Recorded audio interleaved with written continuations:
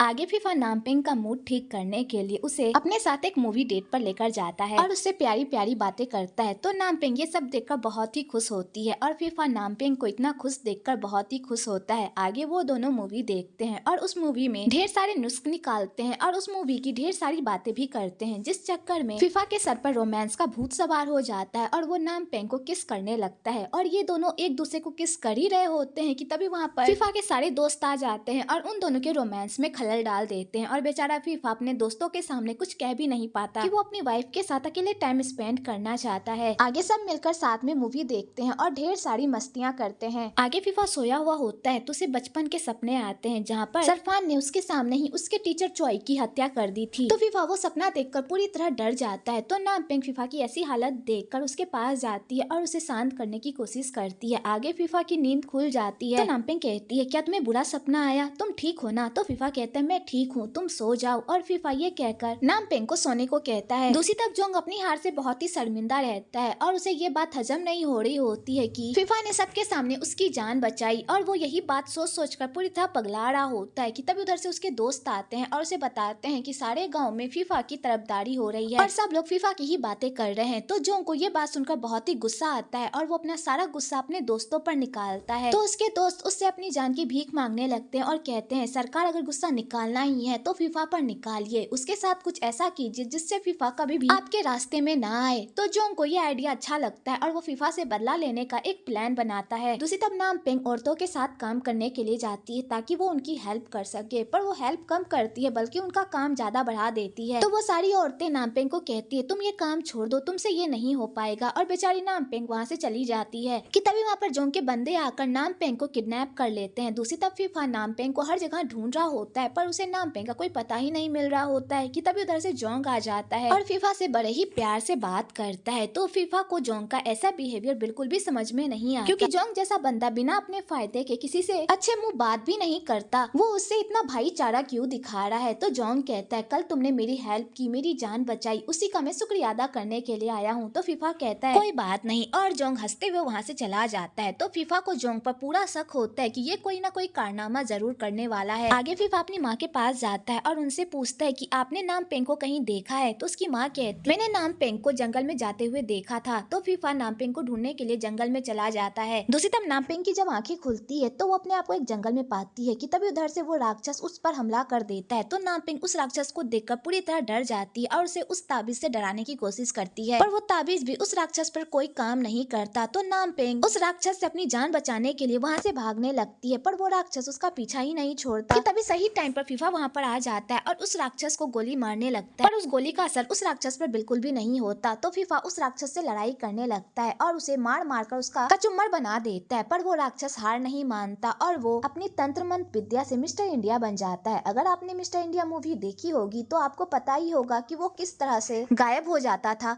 उसी तरह ये राक्षस भी गायब हो जाता है और वो मिस्टर इंडिया के अवतार में ही नामपिंग को जान से मारने लगता है। तो फीफा समझ जाता है कि वो अपनी जादुई शक्ति का इस्तेमाल कर रहा है। तो फीफा भी अपनी जादुई शक्ति का इस्तेमाल करता है और अपनी जादुई शक्ति से उसे उसके किए की सजा देता है और अपनी शक्तियों से उसका खात्मा कर देता है और वो इस तरह नामपिंग की जान बचा लेता है। आगे लिमजी नामपिंग की जख्मों पर दवाई लगा रही होती है तो फीफा कहता है, ये सारा कारनामा जोंग का है, उसने मुझसे बदला लेने के लिए नामपिंग का इस्तेमाल किया और उसे जाकर उस भूतिया जंगल में फेंक आया। मैं उसे उसकी इस हरकत के लिए बिल्कुल भी माफ नहीं करूंगा। तो लिमजी कहती है, हमारे पास कोई सबूत नहीं है कि ये काम जोंग ने किया है, मुझे पता है कि ये काम जोंग ने किया है, लेकिन हम बिना सबूत के जोंग पर कोई इल्जाम नहीं लगा सकते। तो नामपिंग कहती है, आंटी सही कह रही है, हम बिना सबूत के जोंग पर कोई इल्जाम नहीं लगा सकते। वैसे ही सरफान ने अभी अभी एक दूसरे से लड़ाई करने के लिए तुम दोनों को इतनी बड़ी सजा दी है, मैं नहीं चाहती कि मेरी वजह से फिर से तुम दोनों को सजा मिले, इसलिए इस बात को यहीं पर जाने दो। दूसरी तरफ जोंग बहुत ही बौखलाया हुआ होता है क्योंकि उसका ये प्लान भी फेल हो गया होता है, जिस वजह से वो खूब ड्रिंक करता है। इधर लिमजी भी उसकी सारी बातें सुन लेती है और लिमजी को भी पता चल जाता है कि इन सारे कारनामों के पीछे जोंग का ही हाथ था। आगे जोंग को उसी राक्षस का सपना आता है और वो राक्षस सपने में ही जोंग को मारने की कोशिश करता है, जिस वजह से जोंग पूरी तरह डर जाता है और वो बंदूक निकाल कर उसको मारने लगता है। तो उसके साथ ही उसे होश में लाते हैं और कहते हैं, सर आप क्या कर रहे हैं, आप किसको मार रहे हैं? तो जोंग जैसे ही अपने चेलचों की बातें सुनता है तो उसे याद आता है ये सब तो सिर्फ एक सपना था, लेकिन जब वो अपना शरीर देखता है तो उसके शरीर पर वही निशान होते हैं जो उसके सपने में उसे राक्षस ने मारते हुए दी थी। तो जोंग ये सब देखकर पूरी तरह परेशान हो जाता है और वो इसका जिम्मेदार भी फीफा और नामपिंग को ही समझता है और उसे लगता है कि ये सब उसी की वजह से हो रहा है उसके साथ। अगले दिन नामपिंग कपड़े समेट रही होती है कि तभी बाहर से कुछ आवाजें आती है, जिसे सुनकर नामपिंग पूरी तरह डर जाती है और फीफा के पास चली जाती है। तो फीफा उसे बताता है कि ये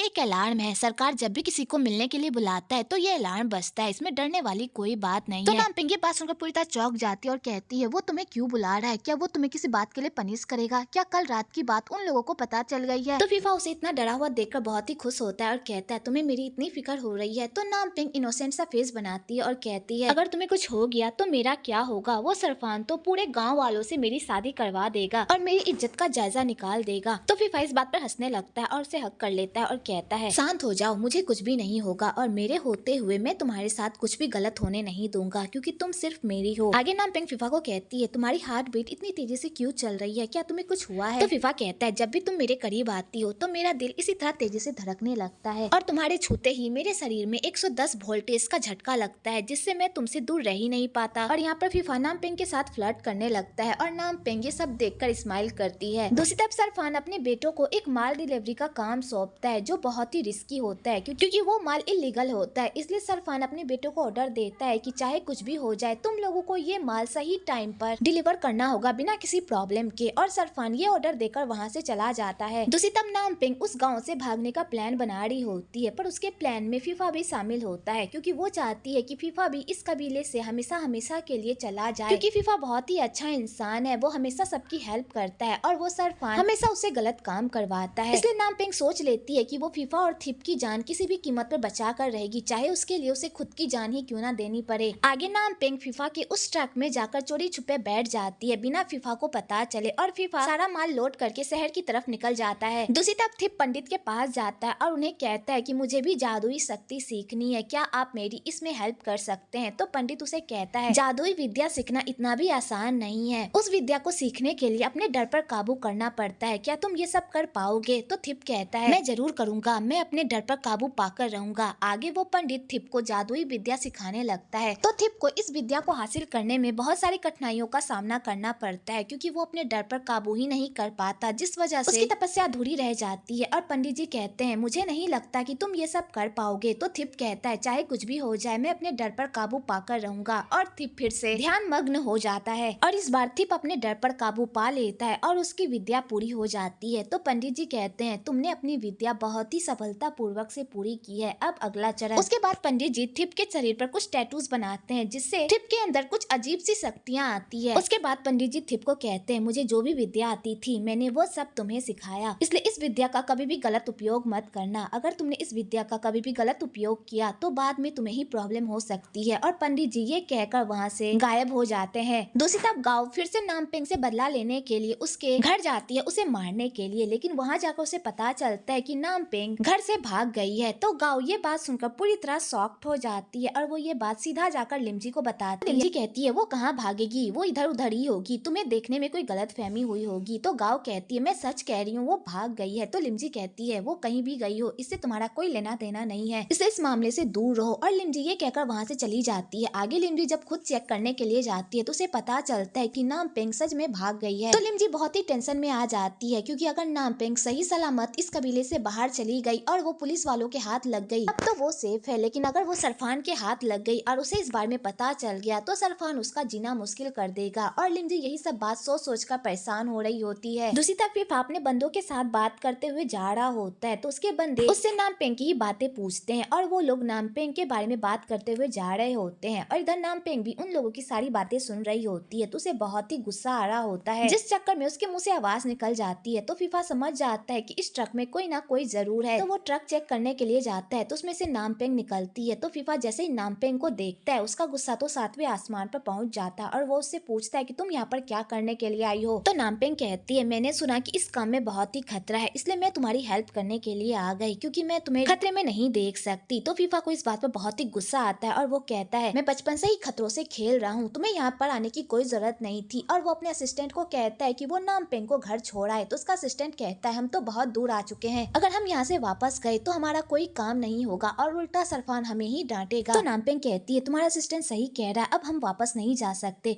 तो तुम मुझे अपने पास रख लो ना। तो फीफा कहता है मैं तुम्हें यहाँ पर 1 मिनट भी रहने नहीं दूंगा, तुम घर वापस जाओगी। और ये दोनों इसी बात को लेकर बहस कर रहे होते हैं कि तभी फीफा का असिस्टेंट आकर फीफा को बताता है कि एक बड़ी प्रॉब्लम हो गई है, आगे पुलिस की घेराबंदी है, हम उसे पार करके इतनी आसानी से नहीं जा पाएंगे। आगे वो लोग जब चेक करते हैं तो वहाँ पर बहुत ज्यादा ही पुलिस होती है और उन लोगों को चकमा देकर भागना इतना भी आसान नहीं होता। तो फीफा और उसके बंदे पूरी तरह परेशान हो जाते हैं कि अब हम आगे क्या करें। तो नामपेंग उन लोगों को आइडिया देने लगती है और कहती है, मैंने नॉवेल्स में पढ़ा है, जब आपके सामने ऐसी सिचुएशन हो तो हमें इस तरह के आइडियाज को अपनाना चाहिए। और नामपेंग यहाँ पर नॉवेल्स के नए नए आइडियाज देने लगती है। तो फीफा कहता है, ये नॉवेल नहीं बल्कि रियल लाइफ है, यहाँ पर ऐसे आइडियाज काम नहीं करते। तो नामपेंग कहती है, मैं तो बस आइडियाज ही दे रही थी ना। तो फीफा अपने बंदों को कहता है, तुम नामपेंग को यहाँ से लेकर जाओ, मैं इन पुलिस वालों का अकेले ही सामना करता हूँ। और फीफा ये कहकर वहाँ से जाने लगता है। तो नामपेंग उसका पीछा ही नहीं छोड़ती और कहती है, तुम उन लोगों का सामना अकेले कैसे करोगे, वो लोग इतने सारे हैं और तुम अकेले हो, और बाय चांस अगर तुम उन लोगों का सामना करके यहाँ से बाहर निकल भी जाते हो तो आगे भी बहुत सारे लोग हैं जो तुम्हारी जान की दुश्मन है, तुम अकेले उन लोगों का सामना नहीं कर पाओगे, प्लीज यहाँ से चलते हैं। और नामपेंग बहुत ही जिद करने लगती है कि वो ऐसे खतरनाक मिशन पर अकेले ना जाए। तो फीफा नामपेंग को चुप कराने के लिए उसे बेहोश कर देता है, क्योंकि फीफा नहीं चाहता कि किसी भी तरह से नामपेंग की जान को खतरा हो। दूसरी तरफ जोंग सबसे छुपकर अपने काले कारनामों को अंजाम दे रहा होता है कि तभी उधर से गाओ आती है और जोंग को कहती है, तुम्हें अपना वादा याद है ना कि तुमने मुझसे क्या वादा किया था, तुमने उस रात मुझसे वादा किया था कि अगर मैं तुम्हारी हो जाऊं तो तुम फीफा को मेरा होने में हेल्प करोगे। तो जोंग कहता है, मेरी प्यारी जान, मुझे सब कुछ याद है, और वो उसके साथ फ्लर्ट करने लगता है। तो गाओ कहती है, ये सब करना बंद करो, मैं तुम्हें यहाँ पर एक जरूरी बात बताने के लिए आई हूँ। नामपेंग गाँव से भाग गई है और हमारे पास यही मौका है उसे रास्ते से हटाने का,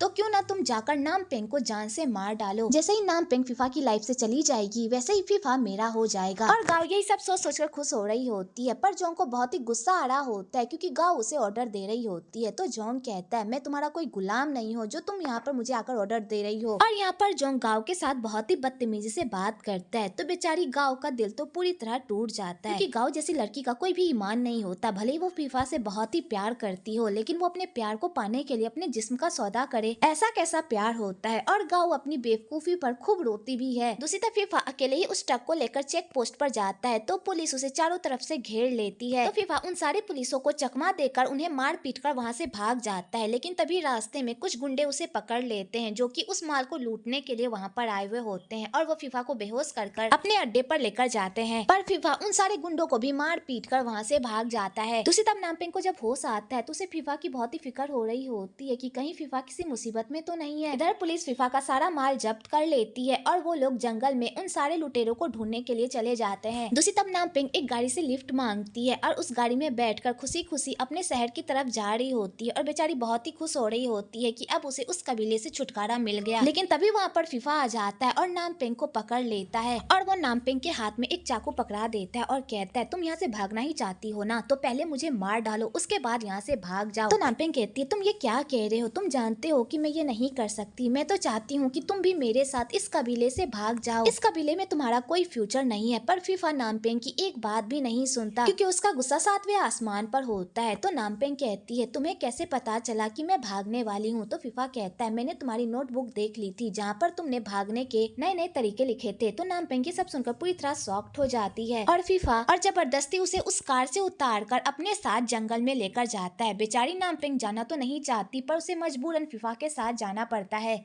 और उस पर खूब गुस्सा करता है और कहता है, मैंने तुमसे वादा किया था ना कि मैं तुम्हें सही सलामत तुम्हारे घर वापस भेजूंगा, क्या तुम मुझ पर इतना भी भरोसा नहीं कर सकती? तो नामपेंग कहती है, पर कैसे भरोसा करूं? तुमने आंटी को ये नहीं कहा था कि तुम पूरी जिंदगी मुझे इसी कबीले में रखना चाहते थे? मुझे भी अपने घर जाना है, मुझे भी अपने घर की याद आती है। तो फीफा कहता है, मैंने तो वो सब ऐसे ही कहा था, मैंने तुमसे वादा किया था ना कि मैं तुम्हें तुम्हारे घर सही सलामत छोड़ूंगा, लेकिन तुम्हें मेरी बात समझ में कहाँ आती है, तुम्हें तो बस अपनी मनमानी करनी आती है। तुमने अपनी जान रिस्क में डालकर यहाँ से भागने की कोशिश की, अगर तुम्हें कुछ हो जाता तो मेरा क्या होता? और यहाँ पर फीफा नामपेंग पर अपना सारा गुस्सा निकालता है, उसे जबरदस्ती किस करता है और उसके साथ जबरदस्ती सोने की भी कोशिश करता है। तो नामपेंग ये सब देखकर खूब रोने लगती है। तो फीफा को नामपेंग का ऐसा रोना देखा नहीं जाता और वो अपना सारा गुस्सा पेड़ पर निकालता है, जिस वजह से उसके हाथों में चोट लग जाती है। तो नामपेंग को फीफा की ऐसी हालत नहीं देखी जाती और वो उसके हाथ को छूने की कोशिश करती है, पर फीफा उसे हाथ छूने नहीं देता और कहता है, तुम यहाँ से भागना चाहती हो ना, मुझसे दूर जाना चाहती हो ना, तो फिर यहाँ से चली जाओ और मेरी लाइफ से इतनी दूर चली जाओ कि दोबारा कभी भी तुम मुझे नजर ना आओ। तो नामपेंग को अपनी गलती का एहसास होता है और वो फीफा को गले लगाकर कहती है, फीफा प्लीज मुझे माफ कर दो, मैं आइंदा से ऐसी कोई हरकत नहीं करूंगी, हमेशा तुम्हारी बात मानूंगी, प्लीज फीफा मुझे माफ कर दो। पर फीफा उसकी एक बात भी नहीं सुनता। तो नामपेंग जाने का नाम ही नहीं लेती, खूब रोती है। तो फीफा उसे गन दिखाता है और कहता है, अगर तुम यहाँ से नहीं गई तो मैं तुम्हें शूट कर दूंगा। तो नामपेंग रोते हुए वहाँ से चली जाती है। दूसरी तरफ वही लिफ्ट वाला जिसने नामपेंग को लिफ्ट दी थी वो सीधा थिप के पास जाता है और उसे नामपेंग की वही नोटबुक देता है, क्योंकि नामपेंग ने गाड़ी में चढ़ने से पहले उस ड्राइवर को अपनी नोटबुक दी थी और उसे ये भी कहा था कि ये नोटबुक वो जाकर थिप को दे दे, क्योंकि उसे नहीं पता था कि वो उस कबीले से सही सलामत बाहर निकल पाएगी भी या नहीं। तो वो ड्राइवर थिप को वो बुक दे देता है और उसे पूरी डिटेल बता देता है। तो थिप जब उस बुक को देखता है तो उसमें वो सारी इंफॉर्मेशन लिखी होती है जिस इंफॉर्मेशन के जरिए वो लोग नामपेंग तक पहुंच सके। तो थिप अपने कमांडर के साथ मिलकर नामपेंग को बचाने का मिशन शुरू कर देता है। इधर नामपेंग रोते हुए जा रही होती है कि तभी वो देखती है कि कुछ गुंडे उसके पीछे पड़े हुए हैं। तो नामपेंग जाकर छुप जाती है पर वो गुंडे उसे पकड़ लेते हैं और उसके साथ जबरदस्ती करने लगते हैं। तो नामपेंग अपने आप को छुड़ाने की बहुत कोशिश करती है पर वो अपने आप को नहीं छुड़ा पाती कि तभी वहाँ पर पुलिस आ जाती है और नामपेंग को बचा लेती है और उसे अपने साथ लेकर चली जाती है। उसी तरह वो सारे लुटेरे फीफा पर हमला कर देते हैं और उसे चारों तरफ से घेर लेते हैं। तो फीफा भी कोई कम थोड़ी होता है, वो भी उन सारे गुंडों को खूब मजा चखाता है और उन्हें खूब कूटता भी है, लेकिन बाद में उसके पैरों में गोली लग जाती है जिस वजह से उसे भागने में थोड़ी प्रॉब्लम होती है। दूसरी तरफ थिप जब जंगल में आता है और अपने ऑफिसर को इस तरह बेहोश देखता है तो वो अपने ऑफिसर से पूछता है कि आखिरकार क्या बात है। तो उसका ऑफिसर उसे बताता है कि उसे नामपेंग मिल गई थी पर नामपेंग उसे बेहोश करके यहाँ से भाग गई। तो थिप को समझ में नहीं आता कि आखिरकार नामपेंग भागी तो भागी क्यों। दूसरी तरफ फीफा उन गुंडों से अपनी जान बचाने के लिए पानी में कूद जाता है। तो वो गुंडे फीफा को जान से मारने के लिए पानी में ही गोलीबारी करने लगते हैं जिस वजह से फीफा की हालत बहुत ही खराब हो जाती है कि वो तैर भी नहीं पाता। लेकिन सही टाइम पर नामपेंग आ जाती है और फीफा की जान बचा लेती है और उसे पानी से बाहर निकालती है। वह फीफा पानी से बाहर तो निकल जाता है पर उसकी हालत बहुत ही खराब होती है और उसकी सांस नहीं आ रही होती है। तो नामपेंग ये सब देखकर पूरी तरह डर जाती है और वो पागलों की तरह रोने लगती है। लेकिन तभी फीफा को होश आ जाता है। तो नामपेंग फीफा को सही सलामत देखकर राहत महसूस करती है और उसके गले पड़कर खूब रोती है। आगे फीफा फिर भी नामपेंग से बात नहीं करता और उससे नाराज रहता है। तो और कहता है, तुम तो यहाँ से भागना चाहती थी ना और मैंने तुम्हें मौका भी दिया था, फिर तुम क्यों नहीं भागी अपने थिप के पास? तुम्हारे पास तो ये अच्छा मौका था मुझसे छुटकारा पाने का। तो नामपेंग कहती है, तुम इसलिए नाराज हो ना क्योंकि तुम्हें एक लड़की ने बचाया। तो फीफा कहता है, अगर तुम नहीं भी आती तो भी मैं बच जाता। तो नामपेंग कहती है, अगर मैं नहीं आती ना तो तुम मरकर भूत बन गए होते और सबको डरा रहे होते। तो फीफा कहता है, ऐसा कुछ भी नहीं होता। अब तुम क्या चाहती हो कि मैं तुम्हारे पैर पकड़कर तुम्हें थैंक यू कहूँ? तो नामपेंग कहती है, मैं ऐसा कुछ भी नहीं चाहती, मैं बस चाहती हूँ कि तुम थैंक यू के बजाय मेरे लिए एक स्माइल कर दो, मेरे लिए यही काफी है और मुझे ये सब देखकर अच्छा लगेगा कि मैंने तुम्हारी जान बचाई है। तो फीफा ये सब सुनकर पिघल जाता है और वो नामपेंग को हक कर लेता है और कहता है, मैंने तुम्हें भागने का मौका दिया था लेकिन तुमने वो मौका गवा दिया। अब मैं तुम्हें कभी भी अपने आप से दूर जाने नहीं दूंगा, हमेशा तुम्हें अपने साथ रखूंगा, तुम्हें अपनी गुलाम बनाकर। तो नामपेंग को ये बात अच्छी नहीं लगती और वो उसे टॉर्चर करती है और कहती है, सही सही बताओ कौन है तुम,